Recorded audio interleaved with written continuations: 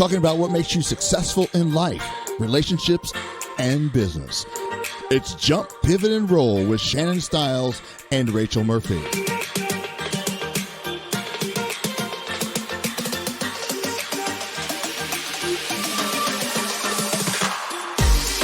Albert Einstein, Martin Luther King, Ed Sheeran, Clint Pulver.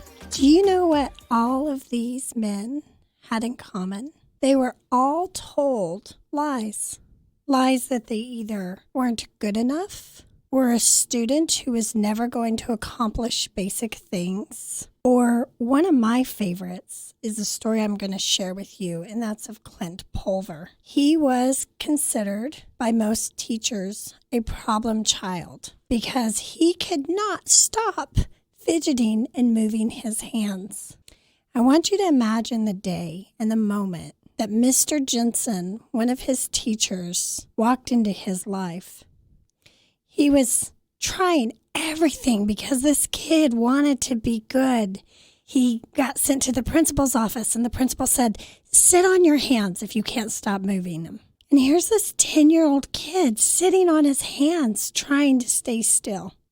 And it just didn't work. And Mr. Jensen called him out in class and said, "Clint, stay after class."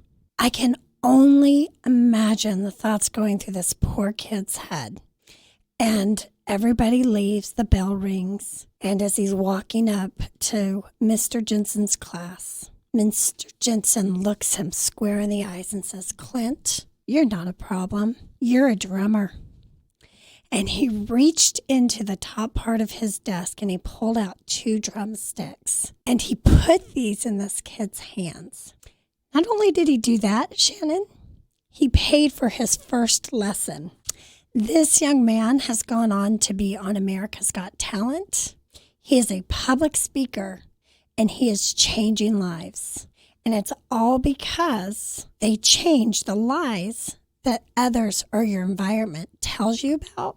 Today, that's going to be our topic. It starts when we're children. Think about it. Think about some of the lies that our parents have told us. Knuckle cracking leads to arthritis. I had arthritis, and I was a knuckle cracker, and I really believed it was because I did that. It's a farce. That's a myth. It's not true. What about chocolate milk comes from brown cows? Oh, yeah. Have you heard that one? Or cross eyes will get you stuck that way. They're going to hit you on the back. Stick out your tongue and it's going to stay that way. Yeah. If you swim too soon, this one was my favorite because I believed this for so many years. And I lost out on so many good times of swimming. We had a pool. And we were told if you swim too soon after eating, you'll get cramps. And you might drown. Right. So we had to sit there for 30 minutes after eating. And it was BS. That's not true. Yep. What about watermelons will grow in your stomach if you swallow the seeds? Yeah. Yep. Or that the rind will make you sick because, guys, I don't like the pink part of the watermelon. I like the rind, and it's yummy.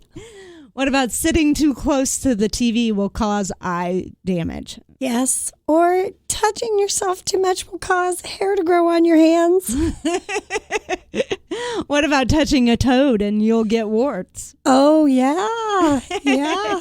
These are all farces. It's all lies. And you think about it, and I believe these lies come from a good intention, right? A lot of them do to protect you. Yeah, sometimes we tell our children lies because we're trying to protect them. And sometimes we say things like, "Come out of your bed," and the monsters might get you just so we can get a little bit of sleep. The toy store, the candy store's closed. Right. Yeah, we tell that a lot. Right. But sometimes it's based out of fear, and sometimes when you get older, it's not fear for the other person. It's fear internally that stops this person from being their best. Right. Well, I think let's look at Martin Luther King, right? Love it. Beautiful man. Beautiful man. Had he believed at that time what society was telling him his worth was, had he not had God in his life to teach him different, because he did, had he listened to all the segregation talk and just everything that told him because of how he was born and who he was less, can you imagine how many lives would not have been changed? But this great man believed that he had value. He believed that we all have value, despite color, race, any of that did not matter. Male, female, we all had rights. And he stopped believing those lies that everything around him, everything told him were truth. Well, and think about it. I mean, he took a risk and he went with what he knew and what he believed. And had he not done that in 1964, he would not have been the Nobel Peace Prize winner. I mean, that's quite an accomplishment. It is. But even bigger than that prize and that kudos is he helped people start to see themselves the way they were meant to be seen. Could you imagine if Einstein's mother had listened to the teachers who said he was a dunce, instead brought him home and said, I'll educate him myself? Can you imagine what we would have missed out on? If he'd been raised a dunce, or Beethoven. Yeah, I mean, the list goes on and on. And, you know, maybe we're not told the lies that these individuals were told. But there are some lies that we're told that stop us dead in our tracks from living that greatness that these individuals lived and from becoming that individual that we were created to be. And what I find really sad is that oftentimes it's the people who are closest to us, the people who should be building us up the most. And I don't think that it often comes from a place of jealousy or hatefulness, but it's their fear of our disappointment. Their fear of our disappointment. I need a minute to process that. Their fear of our disappointment, of us disappointing them? Of us being disappointed when we don't reach it. Oh, okay. Because they haven't that. quite caught on to the fact that we can. And usually I believe that's because they were told that and they stopped. You know, it's so funny, and you make a very valid point, because when I went into the insurance industry and I decided that I wanted to purchase an insurance agency, I went into it knowing that, first of all, I wanted to do it just to prove to myself that I could. And that probably wasn't the main reason I did it. I really went into it to make a difference in people's lives and to change people's lives. But the key point I'm trying to make is, when I went into this, I knew I could fail. I knew I could be the next best thing since chocolate. I knew there were multiple ways that this could have ended, right? But at the same time, I knew that it was a part of my journey. And I have to go through these things in order to end up where I'm going to end up. And even if, I still own the agency, and even if something changes and I decide to sell it, it's not because I failed at it. It's because the purpose is done. The journey's changed. Well, it's changed, and the lessons that needed to be learned have been learned. Right. And I can move on. You know, so many times a door closes and we think that's the end. But it's really just the beginning. It's just the beginning. I love to use dominoes, right? Mm-hmm. I loved to play with them when I was a kid, because you stack them up and then you hit that one, and that one hits the next one and the next one effect. And the domino effect. And if you stop and think about all the little times that you've struggled, if you took that struggle out of those dominoes, is it going to finish? Well, no, because It's going to it would be stop. like that last one. I mean, I never want to be Right. the last domino. Oh, no. I don't No. want to be the last domino because that means game over. I was going to say, when the last domino falls, they better be putting me, 6 yeah. feet under. The game's over. Right. Or that's not true.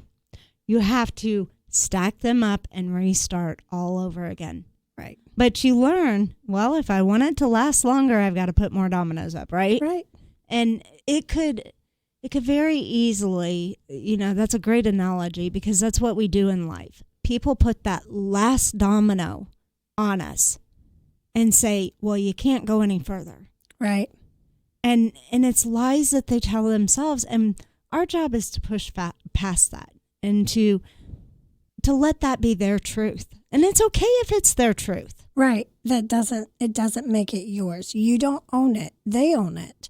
So, Shannon, what is one of the biggest lies that has set you back that has come either from your environment, your childhood, your adulthood, or somebody telling you?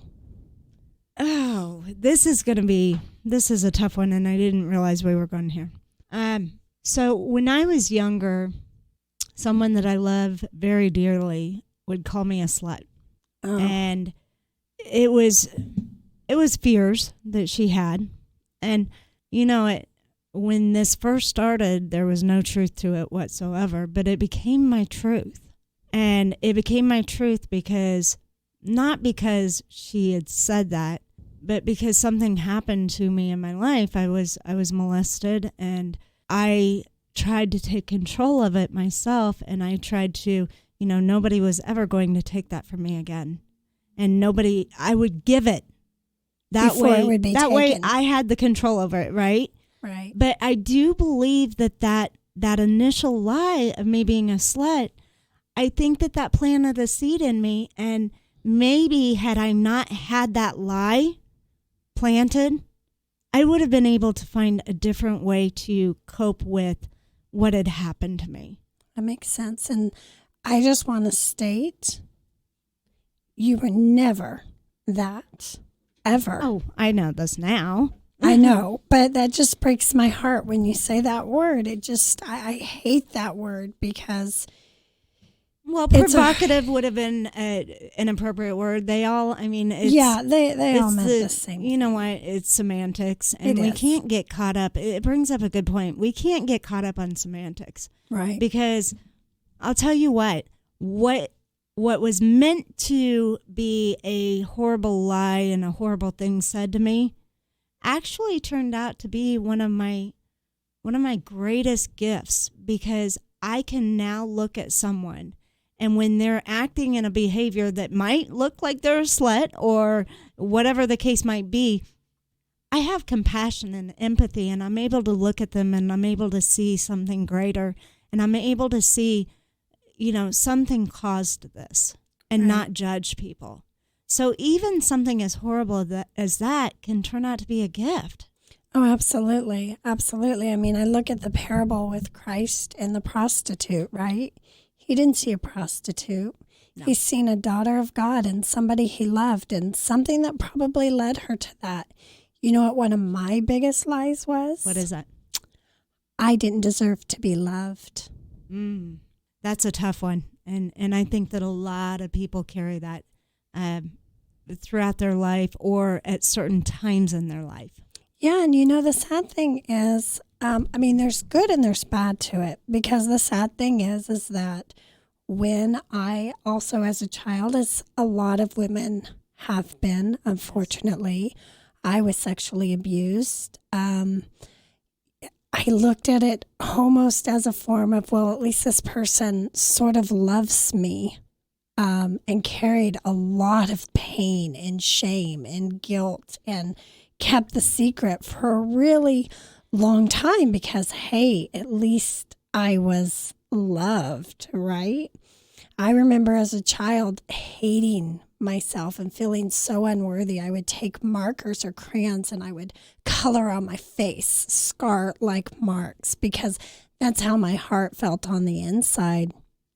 And I grew up being a people pleaser. I will do anything for anyone to make them happy. Now, I was a little bit opposite on the being flirty. I wanted to hide. I wanted to blend in and not be noticed. And that's just because I'm a control freak. But that's okay. I think we as women, we handle those type of abuses and those type of messages differently. And so that was mine. But I was the caretaker. I was the babysitter. I was raising my siblings. You were the responsible one. I was the responsible one. I also got into... Atlas. Yeah. The man that carried the weight of the world on his shoulders. Yeah. I did. I truly did. I was a 6-year-old carrying parents' responsibilities for sure. But I also allowed myself to enter into adult relationships where I didn't demand respect for myself because, oh my goodness, how lucky am I that this man loves me and that this man who could have any woman is choosing me. And the sad thing is that I didn't realize how lucky they were as well. Like, well, of course. I went through a lot of abuses and not terrible abuses, but being used and being put down and things. And I don't want to make it sound like I've had this terrible life because I feel very blessed, but I didn't understand how to stand up for myself and stop a lot of things that shouldn't have happened because I felt I didn't deserve love. And let me tell you what, now if anybody on this planet came up and said that to me, I would laugh in their face. But you had to recognize it was a lie and what people were telling you was a lie. Right. And, so many people don't recognize that lie. It doesn't matter who it comes from. If it's something that might cap your potential, it's a lie. Right. And we have to be able to recognize that, right? Absolutely. If somebody, here's a good example. So my husband, I've taken on quite a bit and I've spent a lot of money. And I mean, a lot of money on my personal growth and all my journey so far. And I put myself in a lot of risky situations where if we lose millions. I'm not talking a little bit. We lose big, right? And in the beginning, he was worried about that. Mm-hmm. And he would say, you can't do that. We can't afford that. But it was a lie. His reality was, right now, my mindset can't afford this. But where the lie came into place was it was just something that he was putting on himself. If other people can afford to do something, so can I. That is the way I look at life. Now, maybe I can't afford right this second, but I don't even let that get in my way. I commit to it and figure out a way to do it. To make it happen. And then do it, right? Commit now, figure it out later. It's a great way to live your life. Now, there is a lot of risk to this, and I don't want people to take this the wrong way, and I don't want you to go out and buy all this new stuff and say, well, Shannon said commit to it and it'll happen. Go on a 30-day cruise. Exactly. But, well, you can. But the part that you have to understand is if you aren't going to accept this lie as your truth, you need to then do the work it takes to make it false. Right. Exactly. I mean, like I said, if somebody came up to me and said, hey, you're not worthy of love, I would actually give them a hug and say, yes, I am. And so are you, because most of us repeat lies that we're taught to believe. And then we pass that on. And I really, really want to break that habit. If someone had come up to me at the beginning of my journey, almost 4.5 years ago, and said, you're going to be on stages speaking and moving people. Not only are you going to be doing that, you're going to be getting paid to do that. And you're going to be in front of hundreds of people, not one or two, which is just as important to me. It only takes one if they get the message. If I had believed that, I would not be living something that I love so much, like my journey. And I'll tell you what, the first time I stood up and there were like 10 people in a little church room and I was not being paid, I was shaking, and I'm sitting there thinking in my head, I can like close my eyes and relive it. And it's like, what are you going to teach these women? Who do you think you are? What do you think you're going to do? Why are you here? Why did you say yes? What are you thinking? And I stand up and I'm shaking. And so honestly, I sat back down on the desk because we were in a little church room so they wouldn't see my legs shaking, right?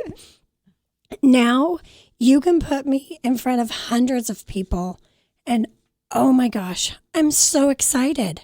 I'm so excited to be there, to talk to them, to reach them, to answer their questions. And it's like, okay, when's the next one? Yeah. There's the fear. And I don't want you to think that I think that I'm all that, because I don't. There's a lot of gratitude and humility and being able to serve them.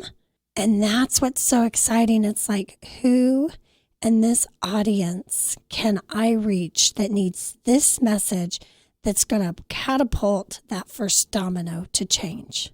Yeah, I remember, so you went through this journey with me. After my son tried to commit suicide, it was my goal to make sure that he realized that decision in his life did not dictate the rest of his life, and that didn't have to be the outcome of what he did for the rest of his life. It didn't define him, I guess is what I'm trying to say. So my husband and I brought in some amazing speakers, and I was being told by many people, how stupid I was and how irresponsible I was being because, for example, Lou Holtz is one of the individuals. I mean, some of these speakers, it cost $50,000 just to get them to Wichita. And he wasn't telling you were stupid. These are the speakers you had. No. The people, the outside influences were the closest to me, like you said earlier. Right. And they were in a fit because I was doing this, and what are you doing to your husband? What position are you putting your husband in? What are you? And I just kept pushing forward and praying that my husband would get on board with me, which he did. And, quite honestly, it was because we joined forces that we made it through it, and we reached out to people like you, and, but had I not done that, had I not done it anyway, right? Even with all these lies I was being told, I never would have had the privilege of having a 2-hour dinner with Lou Holtz. I never would have touched. I mean, I remember the whole reason that I did this was to help because suicide is so high. And I remember telling you, if I only touch one person, if I can only reach one person. And I had her in the basement of the Orpheum Theater talking to me because a month before she had tried to commit suicide and she didn't want to live. Today I can tell you, I made a difference in that girl's life because I know now she's married. She's very successful. She speaks out. I mean, she just bloomed. She blossomed. She blossomed, right? She blossomed. Yeah. But I would never have been put in a position to do this had I believed all those lies. Not mention rock that stage. You know what? That's a whole nother podcast. I mean, facing your fears it's hard. It is very hard. It's hard. It's uncomfortable. It is. Right? My favorite word. Yes, it is. It's very uncomfortable. But I think that the most important thing is that we start recognizing what other people say to us. And, the way I do it now is when someone says something hateful or something that is supposed to stop my growth, I listen. And I'm not very good at it, but I'm working on it. I'm working on the active listening, but I listen to hear what's really going on, because I now am humble enough that I realize that not everything is happening to me. I mean, it's the whole world isn't about me. Now, don't quote me on this. Yeah, don't quote me on this, because I might recant that later, but it's not about me, right? It's not about us. And, usually I find that when somebody, especially somebody that that's close to us and loves us, when they're talking about what we can't do, they're speaking their own fear. They're not speaking our potential. They're not speaking the truth. They're speaking their fear. More for themselves, I think, even for us. Oh, most because definitely. they didn't do it. So, Shannon, what tools do you think we can share that's going to help stop that? Well, the first and foremost, like I said, start really listening to what people are saying, not in a manner that you're going to take their advice, but when it's something, listen for that negative. And when you hear that negative, instead of taking it personal and instead of taking it internally, look at the situation and see, why are they limiting you? Why are they saying this? And you know what? Go a step further. Ask them, say, what are you afraid of? Why are you afraid for me to take this journey? And you don't do it in a defensive way. You do it in a way, I love active listening. You do it in a way to understand where they're coming from. And then just because you understand, that doesn't have to become your reality. Right. But they're being heard. And so that fear's being acknowledged. Like when I would tell my grandson, don't touch the hot stove, it'll burn you. And the stove's not on. But eventually it may be, he's still going to touch it and he's going to find out for himself. It wasn't really for him as much as it was for me, because I didn't want to see him hurt. Right. And that's the reality of it. Well, and sometimes it goes a little bit deeper, because, sometimes when those closest to us try to stop us from greatness, it's because they're afraid they'll be left behind. That's true. And so let's talk about coworkers and bosses, and even better, mentors. Yeah. That, we have coaches. We outgrow those things. We outgrow bosses. We outgrow coaches. And if you continue to take the information and apply it to your life, that's very possible. You can outgrow. It is. You're and going, that's the goal, isn't you're it? You're supposed to continue to grow. Right. If they're doing it right, you're going to grow. But a lot of times people will, worry about, oh my goodness, are they getting better than me? Are they going to be smarter than me? Are they going to go after the same audience and that's as when me? That's when the lies come out. You can't do this, right? Right. Well, no, that's your rule. And I think it's very important that we recognize that. That's their truth, not ours. Right. Because you're right. The best leader is one that is going to coach someone beyond themselves. Absolutely, 100%. When they see you growing and you're going past them and past where they expected you to, and they are cheering you on and saying, you have got this. Don't forget me when you reach the top. Yes. Well, and think about is it the lobsters? That if the lobsters are in a pot and one lobster's starting to crawl out, the others will reach in and pull that one down. Oh, yeah. I did not know that. But those are the types of friends that you want to avoid. I was going to say, yes. Those. Yeah. And I think it's okay to outgrow people. I think it's okay to outgrow environments. Mm-hmm. Now, it doesn't mean that you disrespect them or that you don't value them, but it's okay to shut down those negative voices. Some people go as far as they want to, and that is they have no desire to go any further. Those aren't your people. And I think that would be my second tip is that you do want to avoid, it's not that you're being rude. It's not that you think you're better than them. It's just if they're not at the same place, their fear will come out. So you want to respectfully minimize the time that you spend with them. My mom used to tell me, and this one was true. She used to say, if you lay with pigs, you'll come out smelling like them.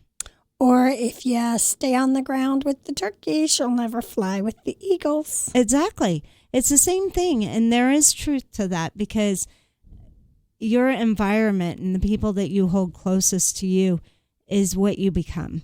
Right. I always want to be the dumbest person in the room. Okay, I don't quite want to be the dumbest. I do. I want to be in the middle. No, I want to be the one that's like, holy cow. Because you know what? It's just like owning the best house on the block. There's no value in that. Where do you go? There's no value in that. Yeah. You can't grow if you own the best house on the block. Unless you build a bigger house. No, that's not the best house on the block. You got to, I don't know. Okay, you threw me off there. I did. I threw her off. I guess you could have more, but man, that's a lot more investment than... Well, and if the block's full, then there is no building a bigger house, right? We bought probably the worst house on our block, and then we remodeled the house. And it's beautiful. Thank you. And there's a lot of value in that, right? Yes. There's a lot of value. You did the same thing I did. I bought my house in a short sale, and it needed a lot of work. Just to give you an idea, when we first moved into the home, we had to rent a construction dumpster. And just with the yard and all the debris, we're on a few acres, we filled it with it and the stuff that they left in the house. But we have fixed up our home, and it is beautiful, and we own it outright. But even when I bought it, the equity that I got out of it was almost half of its value. Yeah, so it was worth the work. Your home is over 100 years old. I mean, it's 112 years old. Yeah, you have a great home, and that's because you made it that way. Right. But I seen its potential, and I didn't believe its lie. I was going to say, how many people were saying, why are you going to buy that, right? Yep. That's the problem, is so many people don't see our potential. And they don't see that we have what it takes. And when I say we, I mean everybody listening, right? Right. If you're listening to this podcast, you're listening because you want to get better and you want to grow and you want to be able to, jump, pivot, and roll. And when life throws something at you, you want to be able to make it past it. It's those lies that keep us getting ran over by life. And we have to learn how to overcome all of that. And shut them down. Yeah. How to change them. Yeah. You know what? The hardest thing I think in the world for me was facing my family and saying, I'm sorry if that's your truth. It's not mine. Right. That's probably the hardest thing I've ever had to do in my life. But do you know what peace that has brought me? I can only imagine. It's amazing.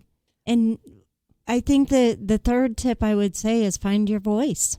Absolutely. One of my funniest things is when I was in high school, I was very, very shy. And I was your typical nerd, walking down the hallway. You're still with my typical nerd. Oh, thank you. With a book in my face. And, the popular girls loved to pick on me and make me cry. And the boys didn't really see me because I was forced to dress extremely modest, extremely shirts down to my elbows and skirts past my knees. And I was your typical nerd. But at our 10th year high school reunion, it was the year that I had won Mrs. Kansas. And I had competed at nationals and done fairly well there. And this girl was feeling pretty confident, working hard and doing amazing things in my state. And it was my 10th year school reunion. And I walked in, and I remember people did not have any idea who I was. And I remember some of the most popular guys coming up to me and saying, "Why didn't we date?" And some of the girls who just were mean to me to the fact that they brought tears said things like, "How?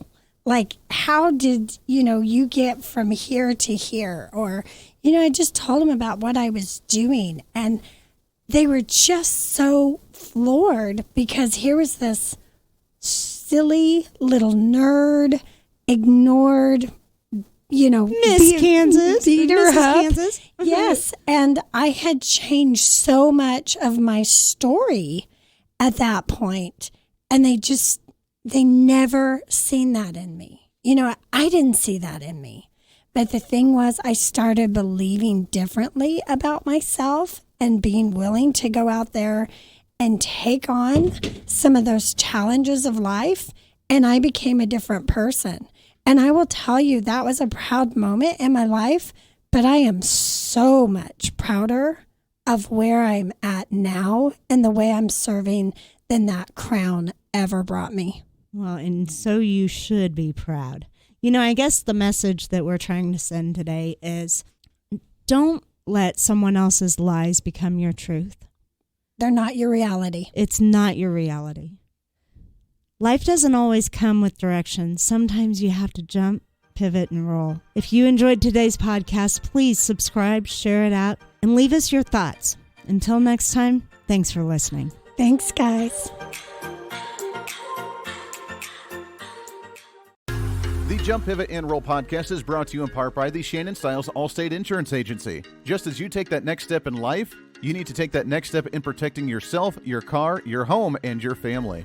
Reach out to Shannon at 316-773-9864 or shoot her an email at sstyles@allstate.com. Also by Simplify My Life ICT. Is your life cluttered? Do you need help with organization? Rachel Murphy can help. Check out Rachel's services online at simplifymylifeict.com or reach out to Rachel at simplifymylifeict@gmail.com. To keep up with the Jump, Pivot, and Roll podcast, make sure to follow them on their Facebook page. Just go to facebook.com/Jump, Pivot, and Roll. There you can find content, podcasts of the show, discussions with Rachel and Shannon, and more. Plus, make sure to subscribe to the podcast on any of your favorite podcasting sites, from iTunes and Spotify, Google Play to TuneIn, and right on their Podbean site at jumppivotandroll.podbean.com. And for all the exclusive content, make sure to become a VIP member on their Patreon site. Just go to patreon.com/Jump, Pivot, and Roll.